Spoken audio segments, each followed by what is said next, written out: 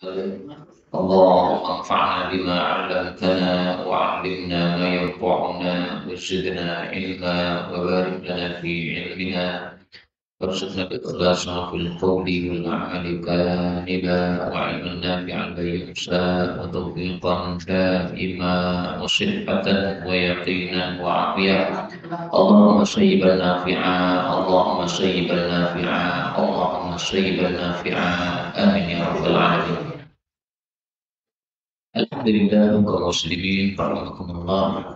Kita lanjutkan pengajian kitab Al-Jami' Shaghir karya Al-Imam As-Suyuti. Sudah wafat pada tahun 1911 Hijriah rahimahullah ta'ala. Dan kita masih membahas huruf alif, yaitu pada hadis 2221.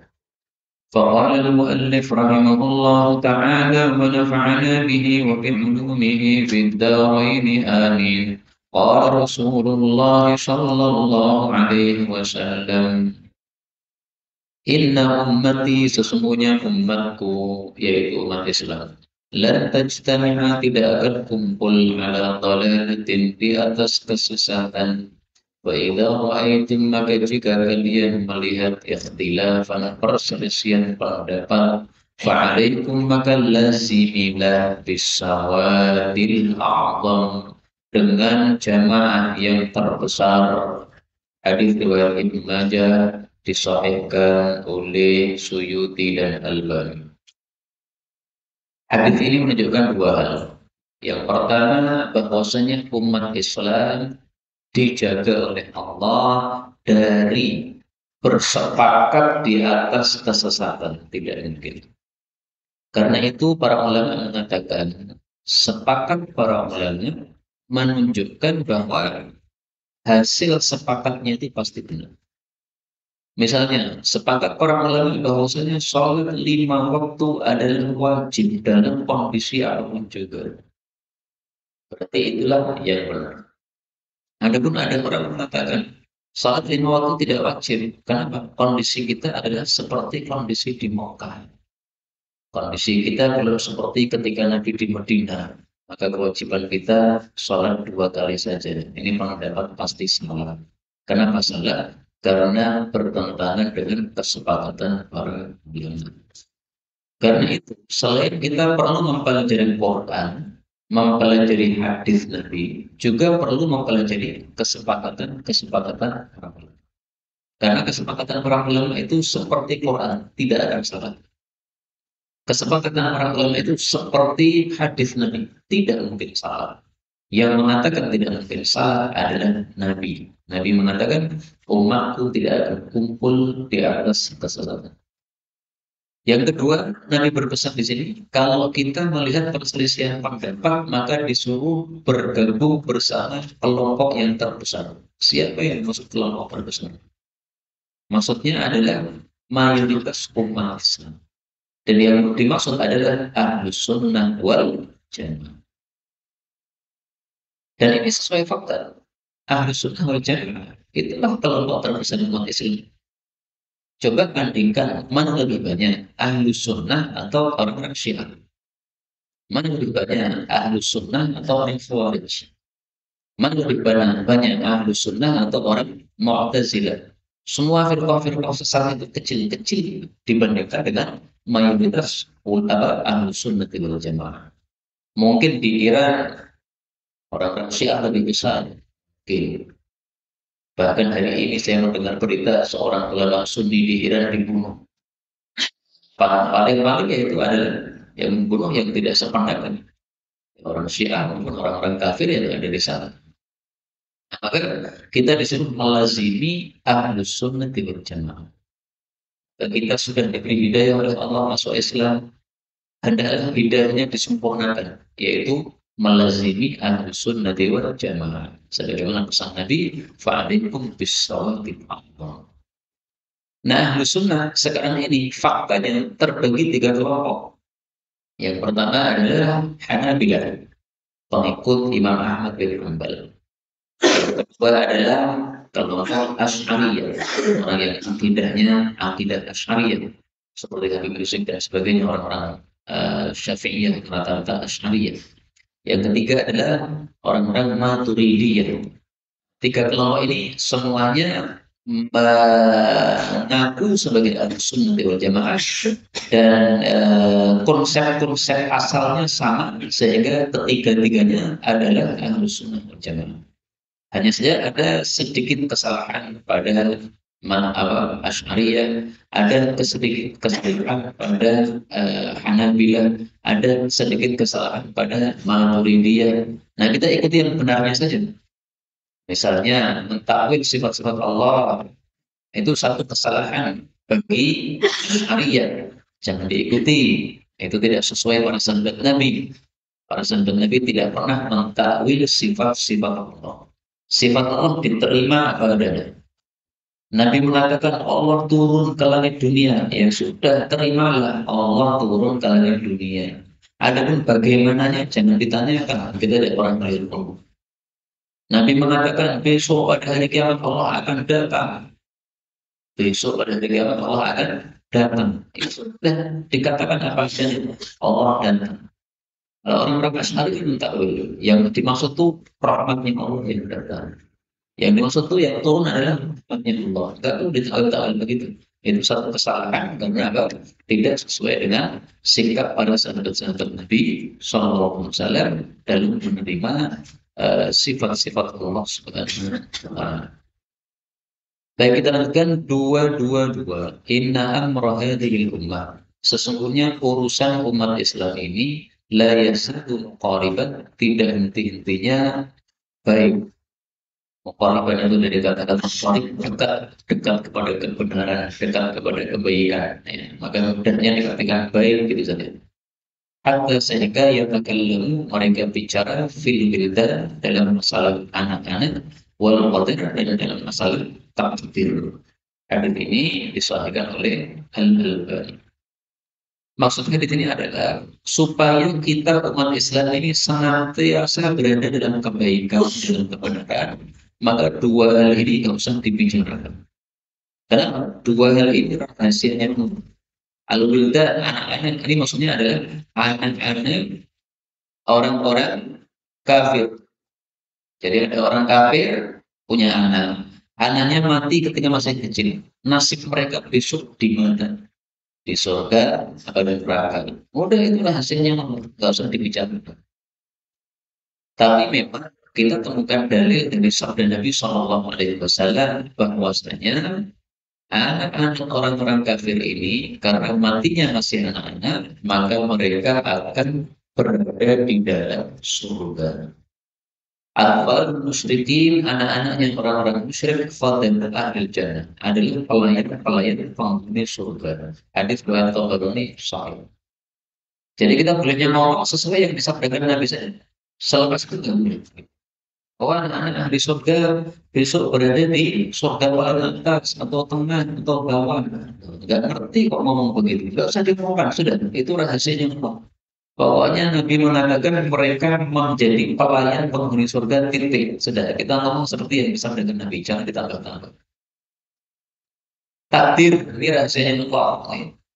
Maka tidak perlu dibahas-bahas masalah takdir secara mendetail sehingga jadi bingung sendiri. Sampai ada orang mengatakan, kasihan orang kafir, kenapa ditakdirkan kafir?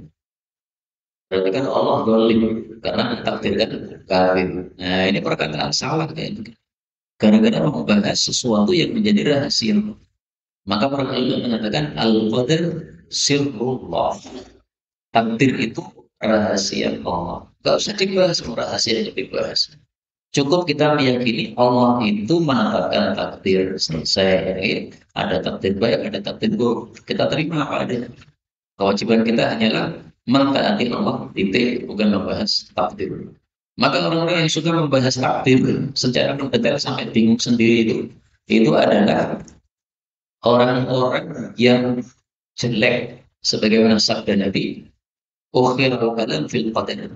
Akan diakhirkan pembahasan tentang takdir li syirari ummati, untuk orang-orang jelek dari umatku, fi akhir zaman, di akhir zaman. Hadis riwayat Tabarani sahih. Maka yang membahas tentang takdir, orang yang tidak mengerti ilmunya, itu berarti orang-orang jelek. Dua tiga. Inna amina hadhil ummah, sesungguhnya kepercayaan umat Islam ini, orang yang terpercaya dari umat Islam ini adalah Abu Ubaidah bin Jarrah. Wa inna, dan sesungguhnya fakru hadhil ummah, ulamanya umat Islam ini adalah Abdullah bin Abbas radhiyallahu anhu. Hadis ini dhaif.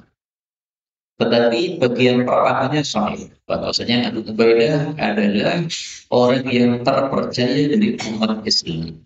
Sebagaimana sabda Nabi Shallallahu Alaihi Wasallam yang diriwayatkan oleh Bukhari dan Muslim, pada waktu itu orang-orang Nasrani dari Najran, mereka disuruh masuk Islam, tidak mau. Tapi mereka mengatakan, wahai Muhammad, kami tidak akan masuk Islam, tapi kami akan membayarkan pajak seperti yang kami minta.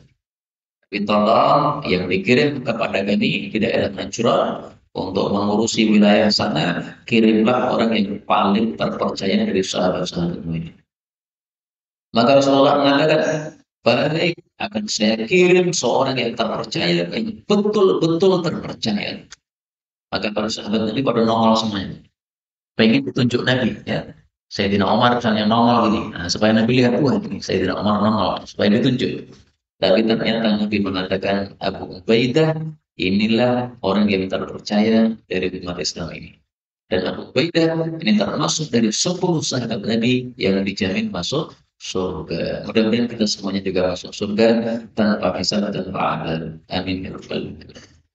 Ada pun Ibnu Abbas, dia dijuluki sebagai Al-Habr karena ilmunya yang sangat dalam, dan juga dijuluki sebagai Al-Bahr. Artinya laut, saking luasnya ilmu beliau. Tapi yang menjuluki bukan Nabi SAW. Hadis ini dhaif, ya. Yang menjuluki siapa? Para sahabat-sahabat Nabi. Pada waktu Zaid bin Thabit mati, maka beliau mengatakan, sungguh telah wafat ulamanya umat ini. Tapi mudah-mudahan Allah menggantinya dengan Ibnu Abbas. Maka betul kata Abu Hurairah, Ibnu Abbas menjadi semakin dewasa, semakin luas ilmunya, kemudian dijuluki dengan julukan ulamanya umat Islam ini. Kemudian Ibnu Abbas keluar, akhirnya mati. Ketika Ibnu Abbas mati, maka putranya Ali bin Abi Thalib, namanya Ibnu Hanafiyah, mengatakan, telah mati pada hari ini ulamanya umat Islam ini. Jadi istilah habru hadhil ummah, ulamanya umat Islam ini dari sahabat Nabi, bukan dari Nabi Shallallahu Alaihi Wasallam. Ini disematkan untuk Abdullah bin Abbas yang memang ilmunya sangat-sangat luas. 24. Inna sesungguhnya beberapa manusia yang umat dari umatku, yaktuna akan datang di sepeninggalku. Ya waktu ahaduhum, sangat ingin salah satu mereka lebih kalau membeli ru'yati, melihatku bi'ahdihi, dengan keluarganya, wabadihi, dan hartanya. Hadis sahih. Maksudnya agar muncul umat Islam yang sangat ingin bisa bertemu Nabi, melihat Nabi. Meskipun harus dibayar dengan keluarga dan harta, dia rela. Saya rela kehilangan harta, saya rela kehilangan keluarga saya semuanya, anakku mati, istriku mati semuanya, saya hidup sementara. Yang penting mataku bisa melihat Nabi Muhammad SAW. Dari sangat cintanya orang itu kepada Nabi Muhammad Sallallahu Alaihi Wasallam. 25. Inna sesungguhnya beberapa manusia yang umat dari umatku, yastaqdiuna, mereka akan mempelajari fitni dalam agama ini. Wa yaqra'una Qur'an, dan mereka membaca Al-Quran. Wa yaquluna, dan mereka mengatakan, nafil umara, kami datangi para pejabat-pejabat. Fanusibu min dunyahum, maka kami mendapatkan dari harta dunia mereka. Wa nabtasiluhum, dan kami singkiri mereka bidinina, dengan agama kami. Jadi maksudnya kami akan dekat-dekat dengan pejabat supaya dapat duitnya, tapi agama tetap kami jaga, sehingga agama tidak ikut-ikut rusak seperti rusaknya para pejabat. Beliau mengatakan, wala yakunu dzalik, tidak mungkin itu terjadi. Artinya kalau sudah dekat-dekat pejabat akan rusak agama. Karena lain istana, sebagaimana tidak mungkin dipetik minal kita dari pohon kita, illa syawf, kecuali duri. Pohon kitab itu adalah pohon yang penuh dengan duri. Dari atas sampai bawah, semuanya berduri. Kata seperti itulah dari istana, tidak mungkin dipetik min kurbi dari mendekat kepada penguasa illa khataya, kecuali dosa. Hadis ini diperselisihkan derajatnya oleh para ulama. Tapi kita temukan hadis yang semakna dengannya. Rasulullah SAW bersabda, "Idza ra'aital 'alim", kalau kamu melihat seorang alim bergaul dengan penguasa dengan pergaulan yang banyak, ketahuilah bahwa dia maling, ulama maling, kiai maling, kiai dekat sama penguasa, kiai maling, habib dekat dengan penguasa, habib maling, ustaz dekat dengan penguasa, ustaz maling. Makanya Imam Suyuti sampai menulis satu kitab judulnya Marwahul Asanil fi Adamil Majid ila Salatin. Riwayat-riwayat dari para ulama bahwa kita tidak boleh mendekat-dekat kepada penguasa. Boleh mendekat ke penguasa dan mereka amar ma'ruf nahi munkar. Tapi kalau untuk mendapatkan harta dunia dari mereka, maka tidak mungkin selamat agamanya. Dua, inna unasan, sesungguhnya para manusia min ahli jannah, dari penghuni jannah, yang taliquna, mereka melihat ila unasin min ahli nar, kepada manusia-manusia dari penghuni neraka. Fayaquluna, lalu mereka mengatakan, bima dakhaltumun nar, dengan sebab apa kalian masuk neraka? Fa wallahi, maka demi Allah, ma dakhalna jannah, kami tidak masuk jannah illa, kecuali bima ta'allamna, dengan sebab apa yang kami pelajari minkum, dari kalian.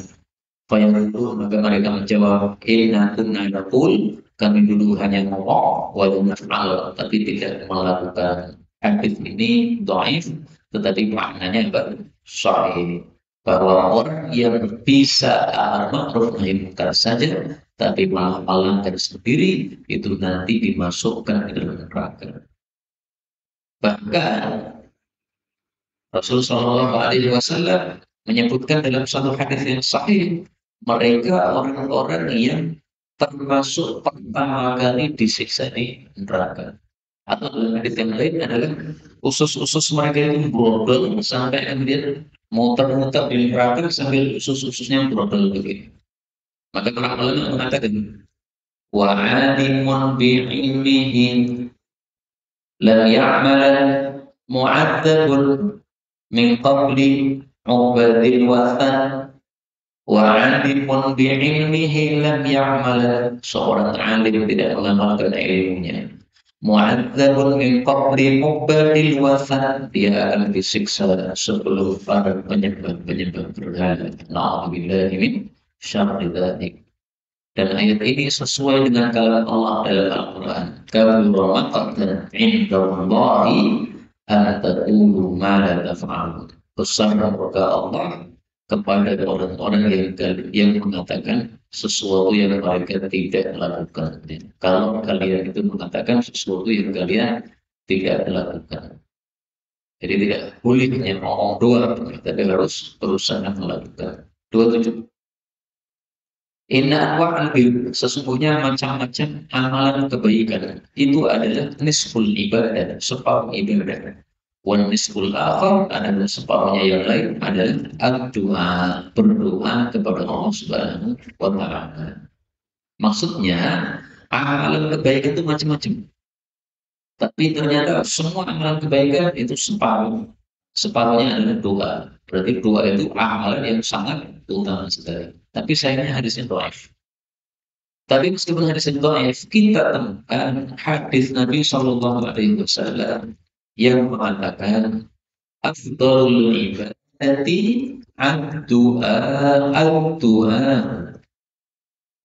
Seutama-utama ibadah itu adalah doa. Ada dua terakhir.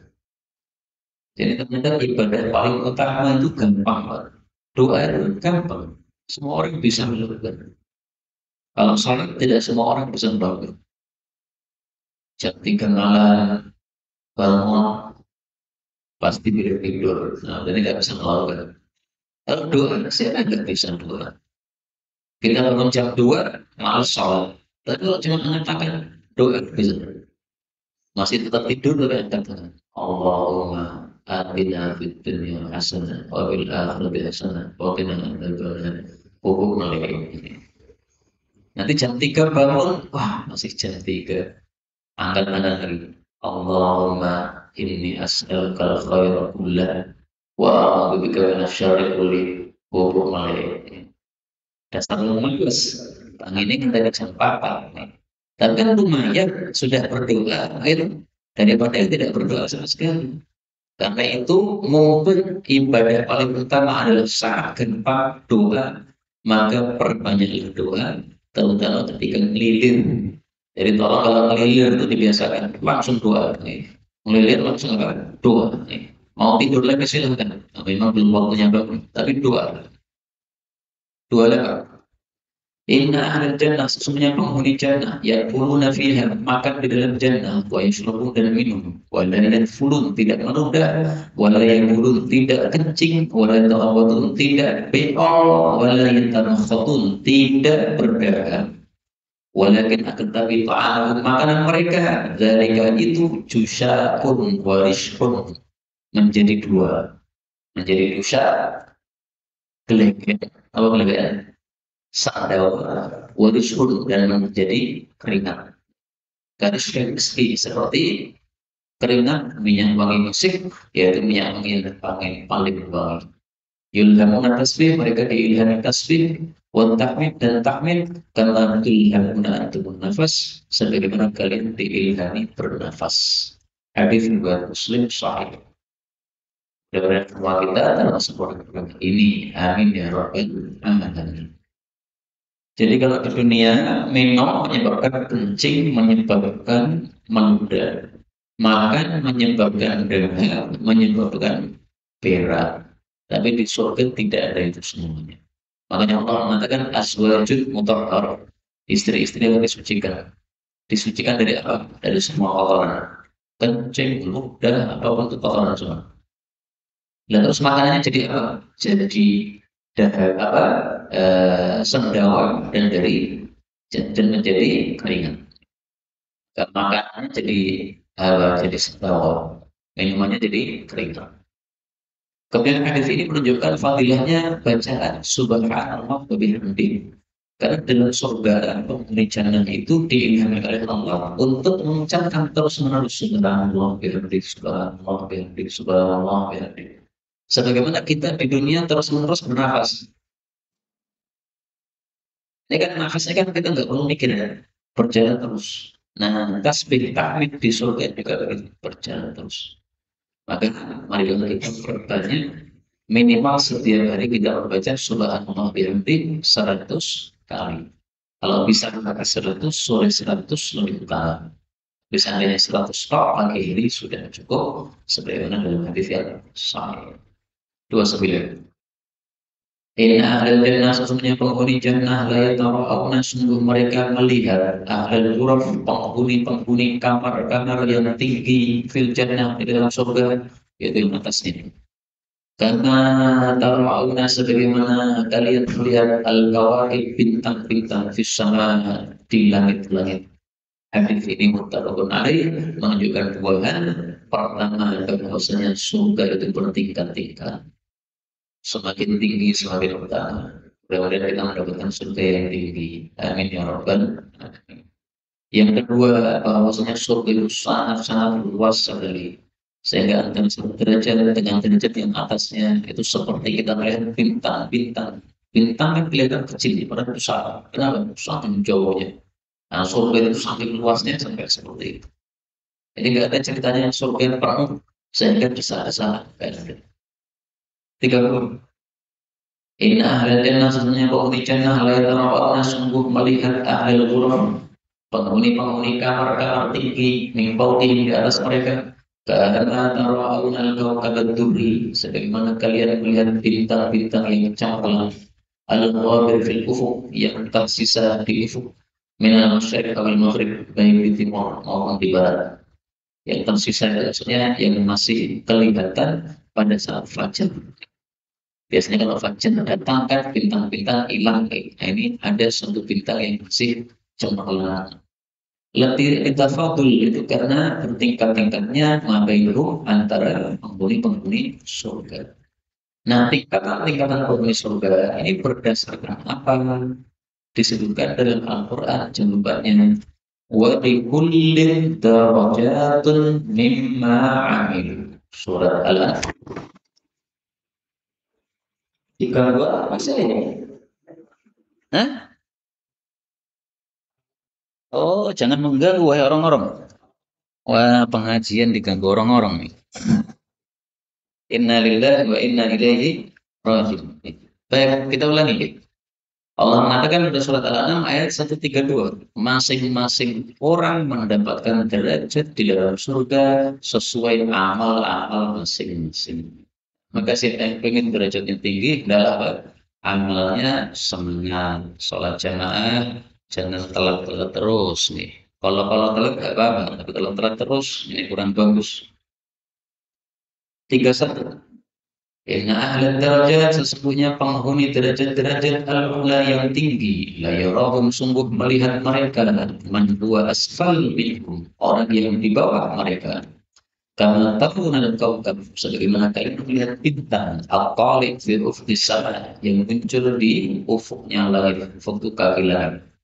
Wa inna Abu Bakar wa Umar, dan sesungguhnya Abu Bakar dan Umar minhum, termasuk mereka yang tinggi-tinggi tadi. Wa an'ima, dan keduanya mendapatkan kenikmatan yang banyak. Hadis ini sahih riwayat At-Tirmidzi. Hadis ini sama dengan hadis sebelumnya, hanya di sini ada tambahan fadilahnya Sayyidina Abu Bakar dan Umar. Maka sungguh celaka orang Syiah yang mereka membenci Abu Bakar dan Umar. Dan banyaknya mereka benci Abu Bakar dan Umar. Memang tidak semua. Tapi saya melihat di YouTube itu ketika ada pengajian debat antara ahli sunnah dengan orang Syiah. Nah, dari yang di bawah, yang komen-komen itu orang Syiah yang kecil itu mencela Abu Bakar, mencela Umar banyak sekali. Masya Allah, alhamdulillah. Padahal Nabi mengatakan Abu Bakar Umar termasuk yang derajatnya tinggi. Malah mereka mencela-cela. Maka kita bersyukur kepada Allah. Kita adalah termasuk orang-orang yang masuk dalam kelompok sesat. Karena masuk dalam kelompok sesat itu ya, menyebabkan akidah kita jadi rusak. Kalau akidahnya rusak, itu diancam masuk neraka. Ada seseorang cerita kepada saya bahwa beliaunya dulu masuk di Ahmadiyah. Loh, kenapa masuk di Ahmadiyah? Karena tidak sesuai dengan keyakinan. Karena terpaksa saja pengikut sama bapaknya. Bapaknya memerintahkan. Ya sudah, pura-pura ikut aja. Tapi nggak pernah aktif, dia udah nggak pernah datang, disuruh jadi pembicara nggak pernah mau. Karena itu nggak sesuai dengan keyakinan Sufi. Nah, setelah bapaknya wafat, pengen gimana ini? Ya sudah, keluar saja. Meskipun mungkin tidak pernah datang, ya, tapi bagus akhirnya mengumumkan. Nah, kalau saya sudah tidak gabung lagi, sudah tidak termasuk lagi kelompok agama. Dulu saya gabung itu karena terpaksa saja. Nah, bagus diiklankan seperti itu. Kita lanjutkan 32. Inna ahla illiyin, sesungguhnya penghuni illiyin. Illiyin ini tempat tertinggi dalam surga.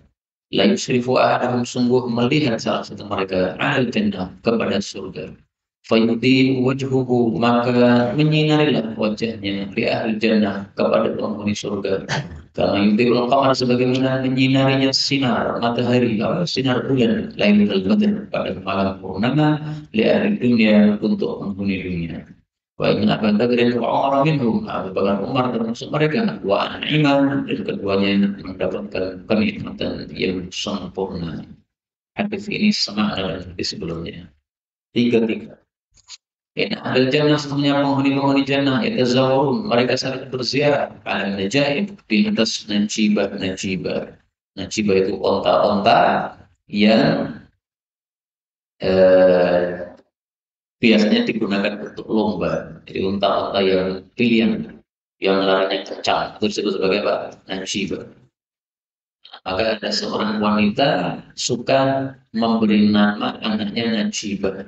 Anaknya lahir disebut Najibah. Itu karena maknanya bagus ya, unta yang istimewa. Bidin, mereka putih-putih. Ka'annahunna al-yaqut, seolah-olah mereka itu adalah batu yakut. Walaysa fil jannati syai', di dalam surga tidak ada sesuatu minal bahaim, dari binatang ternak, illa ibil, kecuali unta, wa tayr, dan burung. Tapi hadis ini dhaif, sehingga kita tidak tahu pada ahli surga ini kalau saling ziarah naik apa kita nggak tahu. Bisa jadi naik permadani sebagaimana Nawa, Aladin, ya. Bisa jadi terbang, bisa jadi pakai pesawat, nah, kita nggak tahu. Ya mudah-mudahan kita semuanya bisa terbang-terbang di dalam surga. Amin ya rabbal alamin. Adapun eh, binatang surga yang kita temukan hadisnya yang sahih adalah Rasulullah Shallallahu Alaihi Wasallam bersabda, Innaha min dawabil jannah. Sesungguhnya kambing itu termasuk binatang-binatang surga. Ini hadis sahih riwayat Baihaqi dan yang lain-lain. Hadis tadi binatang surga hanya unta dan burung, ini tidak sahih dari Rasulullah Shallallahu Alaihi Wasallam. 34. Inna ahlal jannah, sesungguhnya penghuni jannah, yadkhuluna, mereka masuk al jabbar, kepada Allah al jabbar. Al jabbar itu artinya maha pemaksa. Maksudnya pemaksa, kalau Allah menghendaki sesuatu nggak bisa ditolak. Allah menghendaki hujan, kita nggak bisa nolak. Kulla yawmin, setiap hari marratain, 2 kali datang kepada Allah. Fayaqra'u alaihim al-Qur'an, maka Allah bacakan kepada mereka Al-Qur'an. Jadi akan mendengar bacaan Quran dari Allah Subhanahu wa Ta'ala. Dan riwayat yang lain disebutkan, kalau sudah mendengar bacaan Quran dari Allah, maka penghuni jannah itu merasa belum pernah mendengar seperti itu sama sekali. Meskipun setiap hari kita baca Fatihah di dunia ini, tapi nanti kalau dibacakan oleh Allah, seolah-olah kita belum pernah mendengar Fatihah sama sekali. Itu saking mulianya bacaan Allah Subhanahu wa Ta'ala. Wa majelis telah duduk kullu yang setiap orang minhum dari mereka majelis di tempat duduknya masing-masing, alladzi huwa majlisu, yang itu adalah tempat duduknya. Artinya tidak mungkin tempat duduknya salah. Misalnya orang-orang yang mulia dikasih tempat depan, malah dia salah duduk di belakang, tidak mungkin ya. Semua orang itu pasti duduk di tempatnya masing-masing tanpa keliru. Ala manabir, di atas mimbar-mimbar ad-dudri wal yaquti waz zumurrud. Ini semuanya nama-nama batu-batu mulia. Az-zumurrud itu sama dengan az-zabarjad. Nama lainnya adalah batu zabarjad. Wal dhahab wal fiddah, dan emas dan perak. Bin amal, sesuai amal masing-masing. Jadi semakin tinggi amalnya, maka mimbarnya semakin tinggi, semakin mulia. Fala tuqiru a'yun, maka tidak akan sejuk mata mereka waktu sama sekali. Karena tuqiru bidzalik, sebagaimana sejuknya dengan kondisi tersebut, yaitu mendengar Quran yang dibacakan oleh Allah Subhanahu wa Ta'ala. Walat yasma'u syai'an, dan mereka tidak pernah mendengar sesuatu a'dham minhu, yang lebih agung darinya, walat ahsan minhu, tidak pula yang lebih bagus darinya. Tsumma yansarifuna ila rihadihim, kemudian mereka pulang ke rumah masing-masing. Wa qurratu a'yunihim na'imin, sementara sejuk mata mereka itu sangat-sangat senang. Ila mithliha, sampai pada pertemuan berikutnya, minal ghaib, pada hari besoknya. Tapi hadis ini derajatnya dhaif. Karena dhaif tidak bisa kita yakini. Tapi kita temukan dalam hadis yang lain, memang di surga itu ada pasar-pasar. Nah, di pasar itu nanti mereka akan kumpul dan mereka akan melihat Allah Subhanahu wa Ta'ala. Hadisnya diriwayatkan dalam Sahih Muslim. Inna fil jannati lasuqan ya'tunaha kulla jum'ah. Di surga ada pasar yang mereka datangi setiap hari Jumat. Artinya, sebagaimana kita di dunia kumpul untuk sholat jamaah Jumatan di masjid, maka di akhirat juga akan kumpul di pasar setiap hari Jumat. Kemudian setiap Jumatan kita mendengar ceramah-ceramah, nasihat-nasihat dari Quran, dari Sunnah Nabi, dari hadis Nabi. Nah, maka di jannah nanti juga akan mendapatkan kebaikan-kebaikan yang istimewa sana. Salah satunya yang disebutkan oleh para ulama adalah melihat Allah Subhanahu wa Ta'ala. Tiga. Inna ahlal jannah, sesungguhnya penghuni jannah la yahtajun, sungguh mereka akan butuh ilal ulama, kepada para ulama fil jannah, di surga. Kok bisa? Wadzalika, hal itu annahum, karena mereka yazuruna Allah Ta'ala fi kulli Jumat, ziarah kepada Allah setiap Jumat. Fayaqul lahu, maka Allah katakan kepada mereka, tawannau, silakan berangan-angan alayya, kepada saya, masyitum, terserah kalian. Lah penghuni jannah ini bingung, Pak. Nikmat apa lagi ya? Sudah lengkap nih. Pengen minuman apa? Sudah lengkap semua. Kalau sekarang kita disediain teh, kan masih bisa berangan-angan yang lain, Pak. Berangan-angan jahe, berangan-angan susu, berangan-angan coklat, macam-macam. Tapi di surga itu udah lengkap, nggak bisa berangan-angan lagi. Fayal kafitun, maka mereka menolak yang melarat kepada para ulama. Fayaqulun, bertanya, ma adalah ta'ala, apa yang harus kami angan-angan?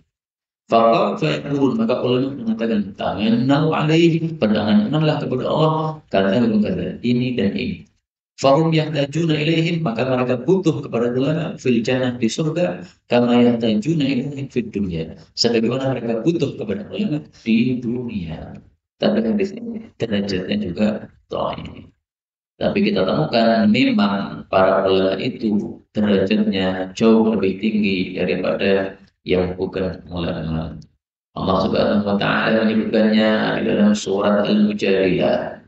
Yarfa'illahu alladziina aamanu minkum walladzina utul ilma darajat. Allah tinggikan orang-orang yang beriman di antara kalian, dan orang-orang yang diberi ilmu agama ditinggikan lebih tinggi beberapa derajat. Kata Ibnu Abbas, derajatnya 100 derajat di atas orang-orang yang tidak berilmu. Maka marilah kita pelajari ilmu agama dan mengamalkannya, sehingga kita termasuk orang-orang yang berilmu. Amin. Tiga. Inna ahlal firdaus, sesungguhnya penghuni jannah firdaus, yasma'una, mereka mendengar al-dhi'ithal arsh, suaranya singgasana Allah Subhanahu wa taala. Hadis ini dhaif. Ada hadis yang sahih, kita temukan bahwasanya singgasana Allah itu memang di atas surga Firdaus.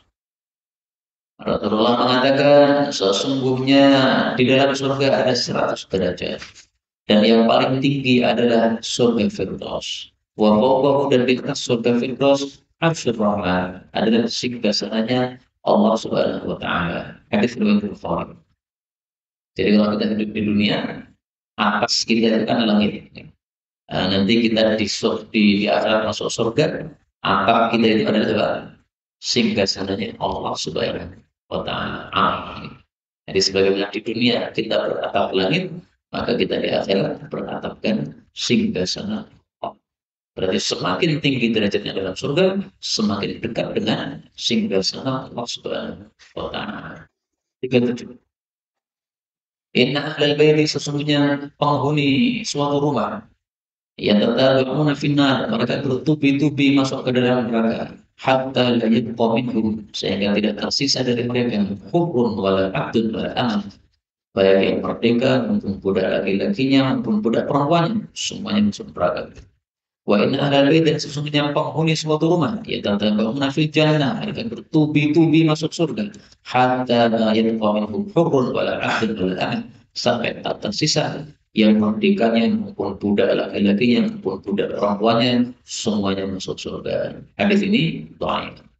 Tapi memang Allah Subhanahu wa taala akan mempertemukan orang-orang yang beriman dengan keluarga masing-masing di surga. Surat At-Tur ayat 21. وَالَّذِينَ آمَنُوا وَأَتْبَعْنَاهُمْ ذُرِّيَّاتِهِمْ بِإِيمَانٍ أَلْحَقْنَا بِهِمْ ذُرِّيَّاتِهِمْ dan orang-orang yang beriman. Dan kami iringkan keluarga-keluarga mereka, keturunan-keturunan mereka dengan iman pula. Kami akan susulkan mereka dengan keturunan-keturunan mereka. Ini boleh dibaca buat tabi'atun dzurriyyatuhum dan dua akhir ayat tawatir. Jadi kalau nenek moyang yang iman, cucu-cucunya juga iman, ada daerah digabungkan. Maka seandainya kita ini termasuk keturunan Pangeran Diponegoro misalnya, maka di surga akan bertemu dengan siapa? Pangeran Diponegoro. Karena kita termasuk keturunan beliau, beliau mati Muslim, insya Allah, dan insya Allah kita juga mati Muslim. Ini dari ini. Tiga lima. Inna ahlan sesungguhnya penghuni neraka pun sungguh nangis hatta sehingga lau ujriyatis sufun kalau dijalankan kapal-kapal fi dumu'ihim pada apa itu pada air mata mereka lancar sungguh akan berlari kapal-kapal. Wa inna dan sesungguhnya mereka pun ada sungguh mereka menangis darah. Hadis riwayat Hakim Sahih menunjukkan dua hal. Pertama, penghuni neraka nangisnya terus-menerus. Saking nangisnya terus-menerus sampai airnya sangat banyak. Banyaknya air mata mereka itu, kata Nabi, kalau ada kapal ditaruh di situ bisa berlayar. Bayangkan Pak, kapal bisa berlayar, itu kan butuh air banyak ya. Kapal ditaruh di kali, nggak bisa berlayar, harus di tempat yang lebih besar lagi. Maka ini berarti menunjukkan dahsyatnya nangis mereka. Yang kedua, menunjukkan bahwa mereka menangis darah. Kenapa menangis darah? Karena sudah habis air mata mereka. Sehingga yang terucur itu adalah darah-darahnya. Alhamdulillah ingin syar'i dzalika. 39. Inna ahlan sesungguhnya penghuni neraka yang berdumuna fitnah. Mereka menjadi besar di neraka. Hatta yasira sehingga menjadi ma baina syahmati udhuni ahadihim, antara cuping telinga salah satu mereka ila atikihi sampai ke pundaknya sini masih rotu sab'imi'ati amin. Ini jauhnya perjalanan 700 tahun. Saking bodinya, kalau rancangannya naik unta dari cupingnya mengejar turun ke pundaknya ini perlu perjalanan 700 tahun. Jadi berbedanya seberapa ini? Gak kebayang. Wabilah jildi ada tebalnya kulit salah satu mereka arba'ina dir'an 40 hasta. Satu hasta setengah meter. 40 hasta berarti 20 meter. Tebalnya kulit 20 meter. Itu kalau hastanya hasta kita. Padahal dalam hadis yang sahih disebutkan bahwa itu bukan hasta kita, tetapi bidhira'in jabbar. Sesungguhnya tebal kulitnya orang kafir adalah 72 hasta dengan hastanya Allah yang Maha Jabbar. Tapi jangan dibayangkan hastanya Allah seperti manusia. Laisa kamitslihi syai'. Allah tidak seperti apapun juga. Sehingga tidak bisa kita bayangkan. Semuanya diterima apa adanya, nanti tanya sama Allah bagaimana itu maksudnya 42 hasta Allah maksudnya gimana. Yang jelas tebalnya kulit ini adalah 42 hasta. Na'udzubillah min syarri dzalik. Wadir suhu ada gigi gerahnya a'dhamu min jabal Uhud, lebih gede daripada gunung. Sudah haji atau umrah bisa membayangkan betapa gedenya seorang manusia, gigi gerahnya satu saja seperti gunung. Supaya apa digedekan ini? Ya, supaya marah disiksanya. Menyiksa benda kecil atau makhluk kecil itu kurang marah. Tapi menyiksa benda yang gede, marah dilempar pelan. Yang menyiksa adalah malaikat-malaikat. Ini hadisnya memang dhaif, tetapi kalimat yang keduanya bahwa tebalnya adalah 40 hasta sahih. Demikian juga gerahamnya lebih besarnya seperti gunung Uhud, ini juga sahih dalam hadis yang lain diriwayatkan oleh Tirmidzi dalam hadis yang sahih. 40 terakhir. Inna ahlal bait sesungguhnya penghuni suatu rumah la yakillu ta'am sungguh sedikit makanan mereka. Fatastaniru buyutuhu, maka menjadi bersinar rumah mereka. Hadis ini dhaif, bahkan palsu menurut Syekh Al-Albani.